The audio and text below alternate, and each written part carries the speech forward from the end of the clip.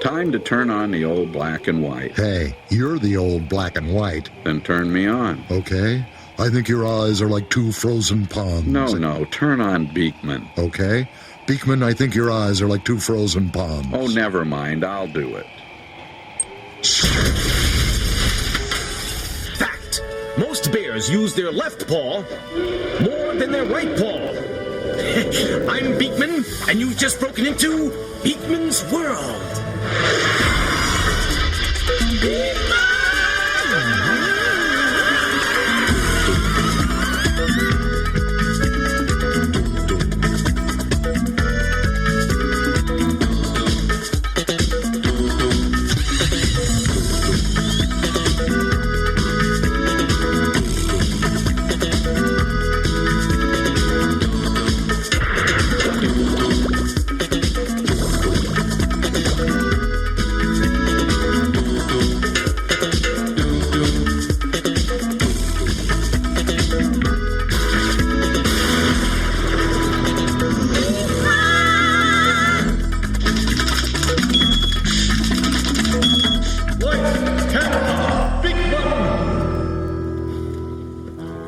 Today's first lesson is never play old maid with Ray, the cameraman.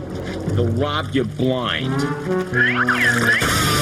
Before we begin, where's my coat? I can't find it. I can't start without my coat. I can't seem to... Bones got chili last night. Oh. Try pasta. Yeah. Lots of carbohydrates. Sticks to the ribs. Now, before we begin... You'll need a letter. Right.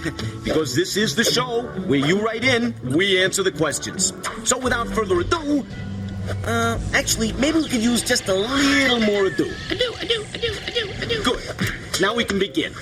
I think... And I could use a better job. Veronica Moreno of Taos, New Mexico asks, why do electrical plugs always have two prongs? Answer: electrical plugs don't always have two prongs. Some have three. Next question. I think Veronica is asking, what are the two prongs for? Oh. Well, they're the things you plug into the wall. Next. Beakman, can we give Veronica a little bit more information? Why, abso-electrolutely. Plugs. I love plugs. In fact, I collect them. Now, here's a lamp plug. This is a plug from a toaster oven. Be sure to watch Beakman's World right here on this station. This is a plug for our show. This plug here with the... Why, Beakman, do electrical plugs have at least two prongs? Oh, yeah, right. That is the question. Well, that's because... electrical energy flows in a loop. And it takes two prongs to make the loop. Why doesn't electricity flow out of the electrical outlet all over the floor? Oh, that could never happen because electricity is not a thing. I know it sounds weird, but electricity really isn't a thing. You can't hold it in your hand or keep it in a jar. Electricity is an event. It's when something happens, like a basketball game. Only the rules are different. Oh, electricity is a game. Yep. I always thought electricity was that first moment when Engelbert Humperdinck hits the stage. No. Electricity is simply the flow of electrical energy through an unbroken path. The name of that path is a circuit. It sounds a lot like the word circle. Circuits? Check, please. Relax, Lester. This isn't hard. Welcome, everybody, to the game of the week. It's time to meet the players. The East Bay Electrons. You electrons all know the rules. Each one of you has an electric charge. We gotta get these charges moving, right? Right! All right, let's make a circuit. I'm the battery. I'm here to get your charges moving. I expect you to conduct yourselves like you conduct electricity, right? Right! Okay, time to get the current flowing? we have all the makings of a classic confrontation here today. Oh, yes, Beakman. You know, you can really feel the electricity in the air. Ready, set, light that bulb. Remember, the object of the game is to light the backboard light bulb. Now, Battery, the kid with the funny hair, is the power source of this team. He's giving his teammates a charge and exciting all the electrons. And look at that, folks. They're passing electrical energy. That electrical energy goes around, and when the circuit is completed, the bulb lights up. Holy cow. Can we see that again? They're using the old circuit play. The electrons are carrying the electrical energy from the battery to the light bulb and back again. You know, as long as they're in that circle, there is no stopping them. Give me an E. They are really lighting up the court. All right, time to pull the plug on this event. Oh, he broke the circuit. The light went out. Why? Because there's nobody immediately next to him to pass the ball to. Well, you know, that's shocking. But I still don't understand why a plug has to have two prongs. The reason a plug has two prongs is so electrical energy can flow in a loop and make the stuff plugs are attached to work. Watch. There's two kinds of electricity. The kind of electricity we get from batteries is called direct current, or DC. It flows in one direction. The electricity we get from outlets is called alternating current, or AC.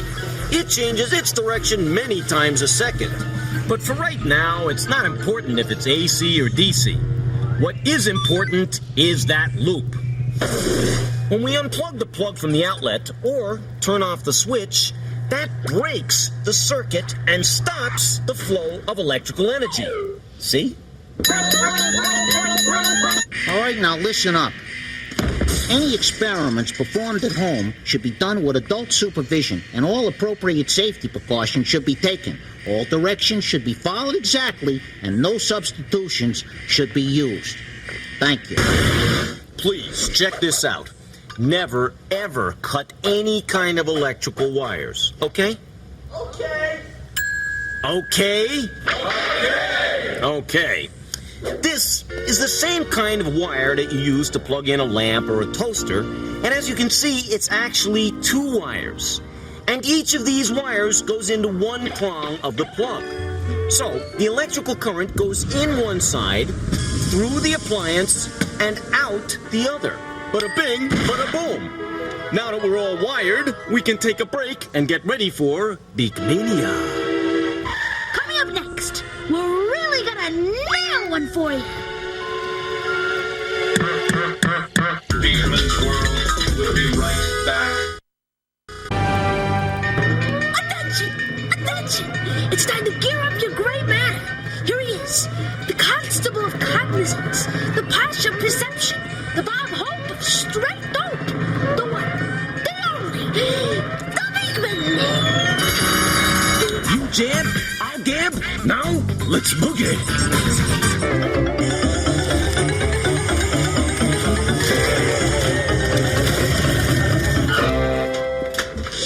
It's so good to see you again. May I take your order? This is from Zara Kolzecki in Minneapolis, Minnesota. Question. Dear Beakman, how many beekeepers are there in the United States? Answer. 212,000 Americans keep bees. And I suppose the rest of us just throw them away. Question. What's the world's record for walking on your hands? I never let anybody walk on my hands. Johann Hurlinger of Austria One minute. Excuse me. 1 minute. Sorry. walked 871 miles on his hands. Of course, Your mileage may vary. Question. Do sharks really kill a lot of people? actually, bees kill more people each year than sharks do. You know, I'm thinking of getting a barnyard hog for a pet. You don't want a pet porker, Lester. They eat like pigs. They also kill more people each year than sharks, and that is a fact. Question. Are carrots really good for your eyes? Yeah, but they look awful dumb on the bridge of your nose, even with nice frames. Actually, carrots are full of vitamin A, which is very good for people who have trouble seeing at night.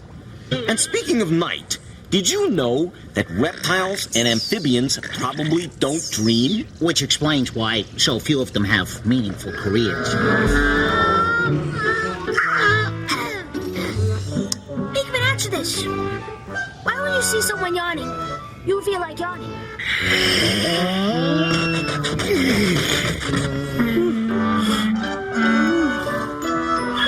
The answer is no one knows. But we know this. Fact, penguins are nearsighted. Nearsighted? How can he say that, Herb? Don, I'm over here. Well, keep talking, I'll find you. Ooh, watch out for the, All right, you couldn't get one by me. I'm gonna try and slide one past you. It's time for the Beakman Challenge. I challenge you to balance all of these nails on the head of this one nail at the same time. Oh, I get it. They're magnets, right? It's a trick. Silly rat. Tricks are for kids. So, what do you think, Lester, huh? Can you do it? All right. Watch and learn. There you go. Piece of cake. Yeah, that's good, Lester, but you have to let go of the nails. Again with the rules. Figures. I can't even balance my checkbook. It's impossible, Beakman. No way, no how, no can do. Ah, no can do, no can do. Let me show you how you can do. First, I'm going to use this nail as a kind of a backbone for the other nails. Then the other nails will just lay across here, alternating back and forth. We're using altogether 10 nails, 2 backbones, and 8 ribs. That's good. And now I take the final one, use it as a backbone like this, pinch them together, lift them up, place them on the nail like so. Bada boom! Ha! You see, by locking all the nails together, they become one mass whose balance point, which we call the center of gravity, is below the head of the nail. So, they stay balanced. Coming up next, the great inventor who said genius is 10% inspiration and 90% perspiration. What? Genius is 10% inspiration and 90% perspiration. Beakman's World will be right back. A watched beaker never boils. That rat suit of his is getting pretty gamey. Ooh, do you think I should tactfully ask him to clean it? I think you should tactfully ask him to burn it. Yeah. Or better yet, replace him with a really dreamy guy. Yeah. Well, you know, you'd miss Lester if you were gone. Oh, yeah. But don't tell him, okay? Don't worry. I won't rat on you. No. Okay, well, how about a question to go along with our cocoa? Okay. Good. English. Okay. All right. First question comes from Ann Milder of Apalachicola, Florida. She asks, how does a light bulb work? Huh. Well, and if you can spell Apalachicola, understanding a light bulb should be easy. Let's shed a little light on the subject. How to do it? How to do it? Of course! There's only one man who can explain this properly. Unfortunately, he's dead. But we shouldn't let a little thing like that worry us. Let me introduce you to the wizard of Menlo Park, the late, the great Thomas Alva Edison. Hey, I'm a busy man. I've got thousands of things to invent and sell. Wow! You're Thomas Alva Edison! Oh, don't say Alva. Oh, do you know how much they teased me in school about that Alva name? By the way, I invented teasing in 1894. Yeah. What else did you invent? Name it. Phonograph? 1877. Okay, the movie camera. Late 1880s. I can't remember. The stock ticker? 1869. The typewriter? Improved it. 1874. Well, one thing I know, you didn't invent that telephone. Right. That was Alexander Graham Bell. Bah! People had to scream in the Bell's squawk box. I invented the carbon transmitter in 1876, making phone calls a pleasure. So, have you been working on anything lately? Oof. Does he always smell like that? Oof. I'm working on my most exciting invention yet. It's a simple spring lever device that fits between your legs. By simply squeezing in, you can really shape and tone your thighs. You mean the Thigh Master? Oh, what about a razor-thin knife that can cut through a can? The Ginsu 2000. Oh, darn. They always steal good ideas from a dead guy. Well, we were wondering about your invention. The light bulb. Actually, I can't take full credit for it. But I did improve upon it. In fact, before I came along, when somebody had a great idea, a candle would appear over their head.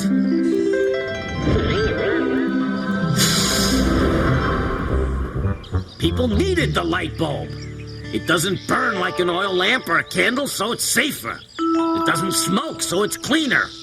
It's brighter than a candle, so you can see things at night. And you can't blow it out. Amazing. Practical. Profitable. Besides, before I invented it, night baseball games weren't any fun. Someone would hit the ball and we'd spend all the rest of the night looking for it. Can you tell us how a light bulb works? Yeah, you got $1? I gotta get back to work. I'm working on an amazing device. You'll be able to turn one of my lights on and off by simply clapping your hands. Oh, you mean the clapper? Oh, darn. I'm out of here. Help, I've fallen and I can't get up. Is it 5 yet? Be patient, Lester. We're gonna demonstrate how a light bulb works. You screw it in, you turn it on. Now can I go home? You know, a cute guy wouldn't complain like that. On to the light bulb. Remember how electricity is an event where electrical energy travels in a loop? Let's say these ping pong balls are electrons. These ping pong balls are Electrons! We need to see the electrons flowing to understand how a light bulb works. The electrons flow smoothly until their path narrows. Then they start bumping up and rubbing up against each other, trying to go forward. When the path narrows, right here, that's called resistance. The light bulb resists the flow of electrons, and that makes it heat up and start to glow. And that's why it lights up. I'll never understand it. Sure you will. You use resistance every day. It's what makes those coils inside your toaster heat up and turn red. Well, thanks for the food for thought, Beakman, but I'm still confused. Time to bogoscope it. When you turn on the light bulb, the electricity flows freely until it gets to this thin wire here called the filament. That's where the resistance comes in. The filament heats up to 4,500 degrees Fahrenheit. That makes the filament glow white hot, and that's how it lights up your life. How come the filament glows and the other wires don't? The other wires are thicker and made of stuff that conducts electricity a lot better, so they have less resistance and don't heat up. And by the way, it took Edison a long time to come up with a filament that wouldn't melt or burn when it got hot. That was the key to making a light bulb work. All right, you get your favorite tropical fruits. I prefer mangoes myself, and you toss them into a little gizmo I like to call that Juice tiger. Oh, rats. Rats? He invented me?